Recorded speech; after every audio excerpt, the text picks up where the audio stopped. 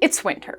It's cold, it's dry, and my skin needs all the help it can get.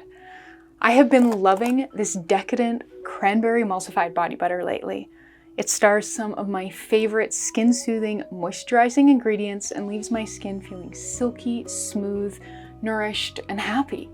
It also smells great and makes a fabulous gift. So let's get into it, shall we? We'll begin by weighing out our heated water phase. I've kept it pretty simple with just 3 ingredients. I'm going to make a 400-gram batch today, so I've got enough to gift and to keep for myself. The first ingredient is a bit boring but essential. It provides hydration and ensures this body cream isn't too rich or greasy. Weigh out 225.2 grams distilled water.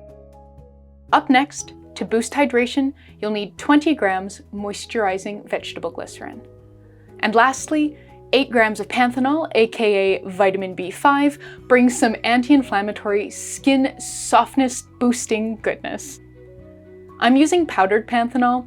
If yours is liquid, please refer to the free Humblebee and Me DIY encyclopedia entry on panthenol to learn how to use that instead.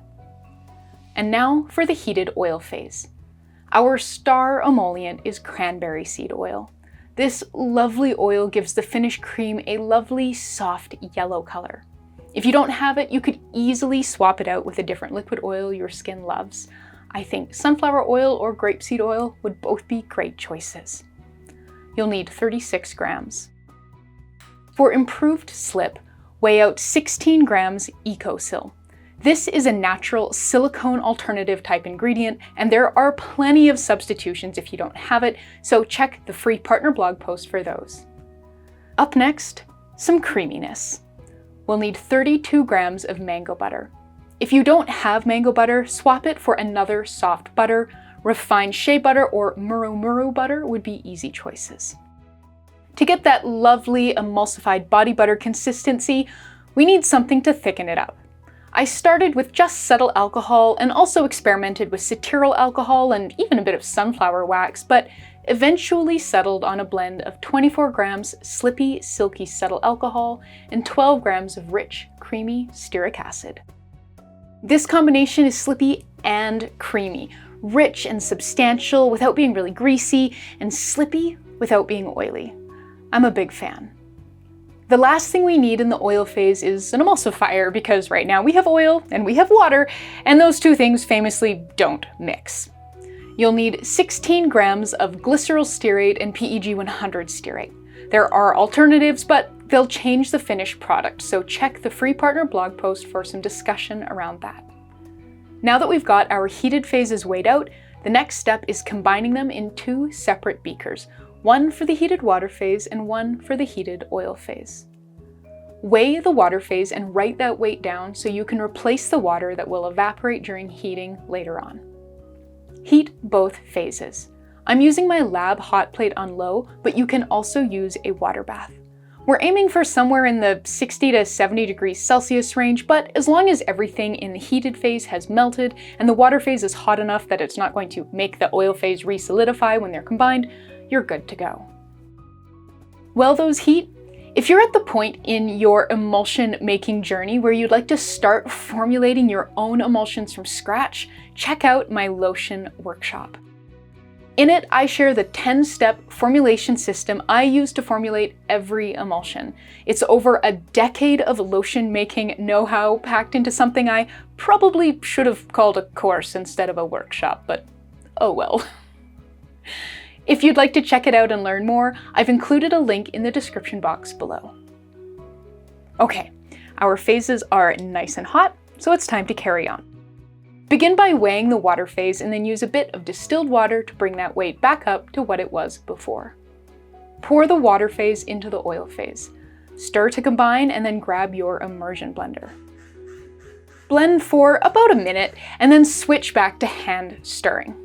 Stir fairly constantly until the emulsion has thickened into a beaker of luscious, buttery goodness, and then set it aside and weigh out your cooldown phase into a small dish or beaker. To keep the body butter from turning into a gross, moldy mess, you will need 2 grams of liquid Germall Plus.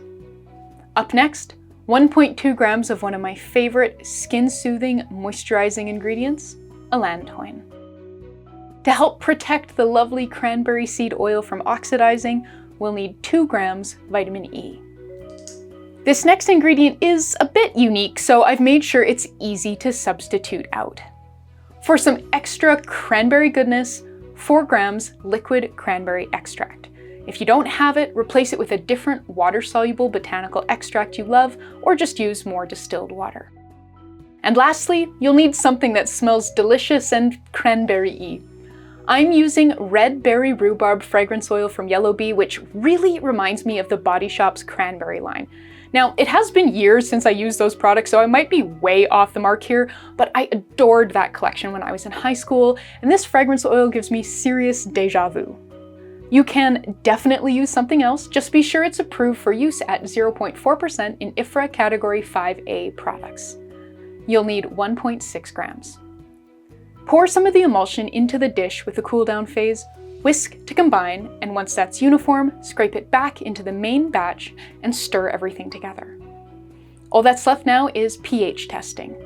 Make a 10% testing solution and check its pH.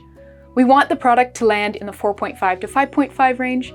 Mine was 5.4, so it was ready to package up without any adjusting. I recommend using wide-mouthed jars for this formulation as it is way too thick for a pump top bottle. I used a scale to ensure I was dividing the product up evenly-ish. If you're more of a pump top bottle lotion person, check out this video next. You could easily use cranberry seed oil instead of medium chain triglycerides to sort of blend these two formulations. Thank you so much for watching and happy making. Bye!